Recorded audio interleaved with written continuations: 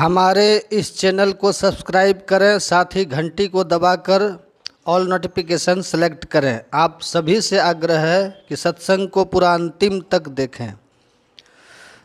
संत सद्गुरु महाराज का यह प्रवचन बहुत ही प्रभावशाली होता है एवं सार बातों का प्रवचन होता है।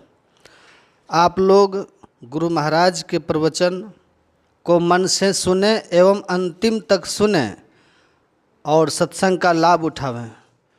मुझे उम्मीद है कि गुरु महाराज का प्रवचन सुनते सुनते आप लोगों में भक्ति भाव बहुत प्रबल होगा एवं बहुत लाभ होगा। बोलिए प्रेम से श्री सद्गुरु महाराज की जय। महर्षि में ही सत्संग सुधा सागर। संत सद्गुरु महर्षि में ही परमहंस जी महाराज का यह प्रवचन पूर्णिया जिला विशेषाधिवेशन मोकमा में दिनांक 24/12/1950 ईस्वी को अपराह्नकालीन सत्संग में हुआ था। प्रवचन नंबर 3, ब्रह्मलोक में भी दुख है। प्यारे धर्मानुरागी भाइयों, हम लोग संत मत का सत्संग करते हैं। यह सत्संग हम लोगों को ईश्वर की भक्ति सिखलाता है। ईश्वर की भक्ति से सब दुख दूर हो जाएंगे, इसी आशा को लेकर हम लोग सत्संग करते हैं।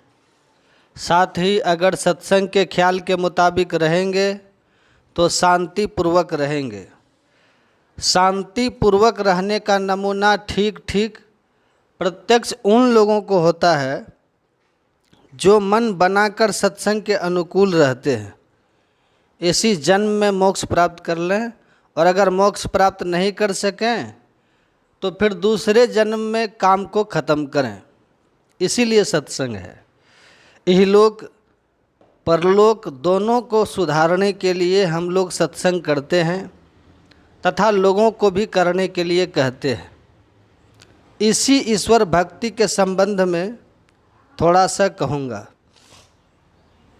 जैसी मेरी शिक्षा है, जैसा मैं जानता हूँ, पहली बात यह है कि ईश्वर स्वरूप को जानें कि वह कैसा है। प्राप्तव्य वस्तु की जानकारी होनी चाहिए। जो आप इंद्रियों से जान सकें वह परमात्मा नहीं।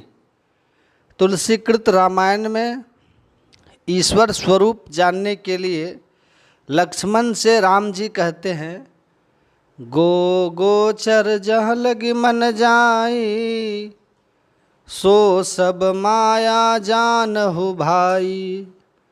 इंद्रियों को जो प्रत्यक्ष हो और जहाँ तक मन जाए सब माया है।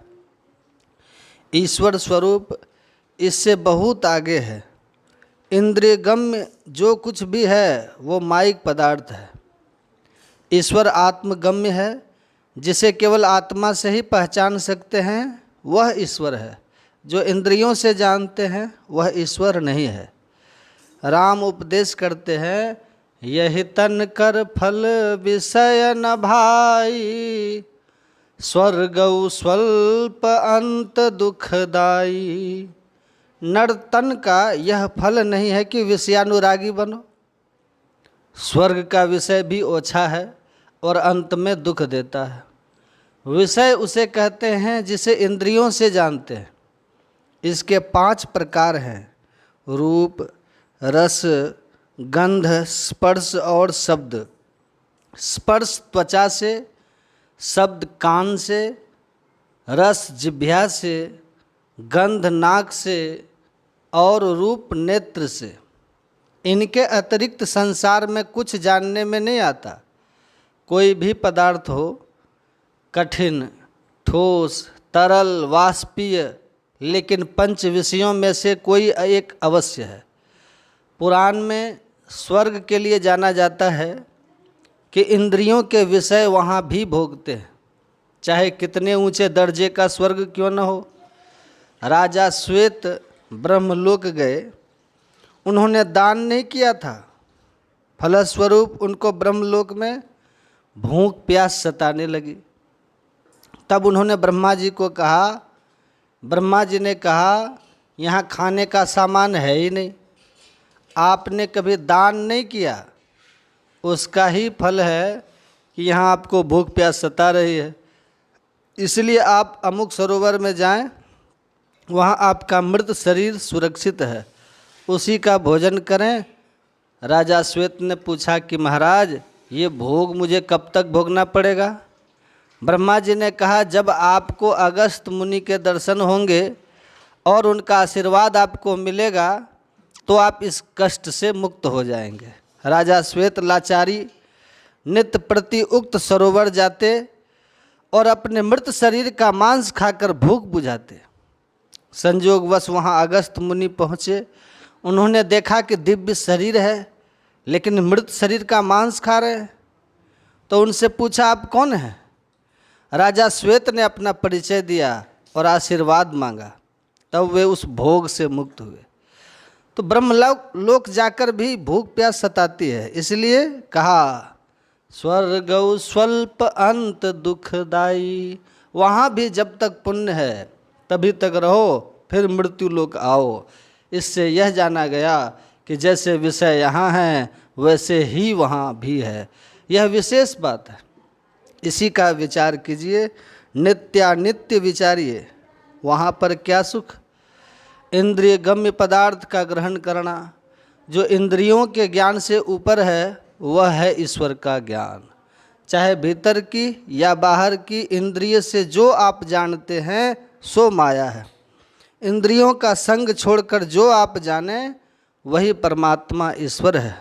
उसकी भक्ति करें, उसका भक्त बने, उसको प्राप्त करें, फिर सुख की कमी क्या। यहाँ का सुख थोड़ा तथा अंग अंग में दुख है। रूप, रस, गंध, स्पर्श और शब्द का सुख प्राप्त करने के लिए कमाई और परिश्रम कीजिए। कितना करना पड़ता है, कितना दुख है, फिर भी एक ही दिन की कमाई से काम नहीं चलता है, संतोष नहीं होता।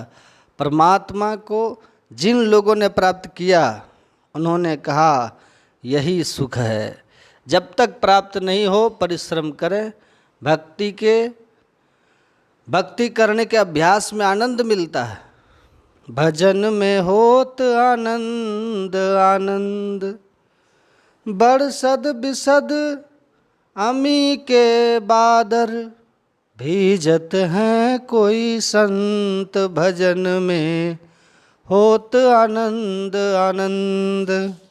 अगर बास जहाँ तत् की नदियाँ मानो धारा गंग, करिय स्नान मगन होई बैठी चढ़त शब्द के रंग, भजन में होत आनंद आनंद। रोम रोम जाके अमृत भीना, पारस परसत अंग, शब्द गयो जीव संशय नाही, साहिब भयो तेरे संग, भजन में होत आनंद आनंद। सोई सार रच्यो मेरे साहिब, जह नहीं माया हंग, कहे कबीर सुनो भाई साधो, जपो सोहंग सोहंग, भजन में होत आनंद आनंद। अगर चंदन शब्द का रंग चढ़े तो क्या होगा? साहिब भयो तेरे संग, संग में है ही है, जब से हम नहीं जानते तब से ही, किंतु शब्द को पकड़ लेने से प्रत्यक्ष हो जाएगा। बिना शब्द कहे प्रत्यक्षता हो जाएगी? नहीं होगी। ध्यान बिंदु उपनिषद में लिखा है, बीजाक्षरम परम बिंदुं नादं तस्यो परिस्थितम, सशब्दं चाक्षरे क्षीणे निःशब्दं परमं पदम। अक्षर का बीज बिंदु है। पेंसिल या कलम रखो, पहले बिंदु ही बनता है। लकीर बनाते हैं, वह बिंदुमय है। आप लोगों ने जो ध्यान बिंदु उपनिषद के पाठ में सुना वही परम बिंदु है। यहाँ आप लोगों ने सुना, बिंदु ध्यान विधि नाद ध्यान विधि, सरल सरल जग में परचारी। बिंदु इतना छोटा होता है उसका विभाग नहीं हो सकता, बहुत छोटा है, इसलिए उसे बिंदु नहीं कहकर परम बिंदु कहा। संसार में लोग चिन्ह करके बिंदु मानते हैं, लेकिन उसकी परिभाषा के अनुकूल बाहर में बिंदु नहीं बना सकते। इस परम बिंदु को प्राप्त करने से शब्द मिलता है, फिर शब्द का भी जहाँ लय हो जाता है वह निःशब्दम परमम पदम है। अंतः साधना करते करते आनंद आने लगेगा, मलयागिरी का सुगंध मालूम होगा तथा शब्द का रंग चढ़ जाएगा, तब हो जाएगा साहिब भयो तेरे संग। कबीर कोई शब्दातीत परम पद है और यहाँ शब्द को ही परम पद बना दिया, ऐसा क्यों? इसके उत्तर में कहा जा सकता है कि गुरु नानक देव ने कहा है, नाति स्वरूप वर्ण नहीं रेखिया साचे शब्द निशानो। शब्द ही सही चिन्ह है। देवता को प्रसन्न करने के लिए देवताओं की प्रतिमा पूजते हैं, उसी प्रकार यह शब्द भी परमात्मा है। प्रतिमा पूजते हैं तथा उसे ठाकुर जी कहते हैं, उसी प्रकार यह शब्द भी परमात्मा है। शब्द अपने उद्गम स्थान पर पहुंचाता है। घोर अंधेरी रात में जहाँ से शब्द आता है वहाँ चलते चलते पहुँच जाए, असंभव नहीं। जो कोई बिंदु को ग्रहण करेगा वह शब्द को ग्रहण कर लेगा, जहाँ से ये शब्द का विकास हुआ है वहाँ पहुँचा देगा। इसलिए मन बुद्धि आदि इंद्रियों से आगे बढ़कर शब्द को पकड़ने की कोशिश करे। आँख, कान सब मोटी मोटी इंद्रियां हैं, इसमें सूक्ष्म रूप से जो चेतन वृत्ति है उसके अंदर रहने के कारण सूक्ष्म इंद्रियां हैं। यह वृत्ति आँख में आई तो देखने की शक्ति दृष्टि हुई, जो स्थूल में लिपट कर रहेगा तो सूक्ष्म में क्या उठ सकता है? इन सब पदार्थों को लें तो वह बिंदुमय है। परमात्मा की कृपा, गुरु की दया हो, बिंदु पर अपने को रख सकें तो पूर्ण सिमटाव होगा। सिमटाव का फल ऊर्ध्वगति होगी। कठिन या तरल किसी पदार्थ को समेटिए, ऊर्ध्वगति होगी। जहाँ मन का समेट है, स्थूल में सिमटने पर सूक्ष्म में प्रवेश होगा। इसके शौकीन को बाबा नानक की बात याद रहे, सूचे भाड़े सांच समावे, बिरले सूचाचारी, तंते को परम तंत्र मिलाया, नानक शरण तुम्हारी। पवित्र बर्तन में सत्य अटता है। हमारा अंतःकरण शुद्ध होना चाहिए, इसके लिए संयम तथा परहेज करें। अपने को काम क्रोध से बचा कर रखें। बाहर में पाप कर्म नहीं करें। जिस कर्म को करने से अधोगति हो उसे पाप कहते हैं। पाप झूठ, चोरी, नशा, हिंसा और व्यभिचार नहीं करें, तब ईश्वर की ओर जाएंगे। इस पर संशय उठेगा कि क्या यहाँ ईश्वर नहीं है? इसका उत्तर गोस्वामी तुलसीदास जी ने लिखा है, अग जग मैं सब सहित विरागी। यहाँ हम नहीं पहचानते हैं, इसलिए हम जहाँ जाकर पहचानेंगे वहाँ जाएंगे। प्रत्यक्ष वहाँ जाएंगे, जहाँ जाएंगे उसको प्राप्त करने के लिए अभ्यास करना तथा परहेज करना, इतनी बातों को जाने। इससे विशेष जाने तो और अच्छा। यह बहुत दृढ़ है कि कोई बिना संयम किए प्राप्त करना चाहे तो भूमि पड़ा चह छुअन आकाशा वाली बात है। संयमी होने पर संसार में भी सुखी रहता है। वह फजूल खर्च नहीं करता है, उसके पास धन भी जमा हो जाता है। संयमी आदमी बहुत रोग में नहीं पड़ते। धन एकत्रित होने के कारण और पाप विहीन होने के कारण लोगों की नज़र में वे श्रेष्ठ देखने में आते हैं तथा अंत में परमात्मा को प्राप्त कर लेते हैं। पुरुष को स्त्री का और स्त्री को पुरुष का संग करना पड़ता है। इसके लिए वैवाहिक विधान है। विवाह करने से व्यभिचार नहीं होगा। शास्त्र के नियम छोड़कर अथवा विवाह नहीं होने पर जो संग है वह व्यभिचार है। तंबाकू, बीड़ी, सिगरेट, खैनी नशा है। दांत खराब, थू थू करने की आदत, ऐसी चीज़ क्यों खाते हो? बच्चे थे तब इसकी आदत नहीं थी, बड़े होकर लगाया तो आदत लग गई। अब रास्ते चलते नशा करते हैं। तंबाकू संसार में क्यों हुआ? औषधि के लिए हुआ। तंबाकू की गद्दी में सांप ठहर नहीं सकता। सांप के मुंह में खैनी देने से वह मर जाता है। चावल को धोकर खाते हैं किंतु खैनी को क्या करते हैं? यह अपवित्र तथा नशा भी है। हमारे सत्संग में यह कहा जाता है कि ताड़ी को कौन कहे, तंबाकू तक मत लो। भांग तंबाकू छूतरा, अफयूं और शराब, कह कबीर इनको तजे, तब पावे दीदार। मद तो बहुतक भांति का, ताहिन जाने कोय। तन मद मन मद जाति मद, माया मद सब लोय। विद्या मद और गुणहु मद, राज मद उन मद। इतने मद को रद करे, तब पावे अनहद। संत कबीर साहब। छुतिया, छू जाने वाली चीज़। लोग कहते हैं बिना हिंसा किए कैसे रह सकते?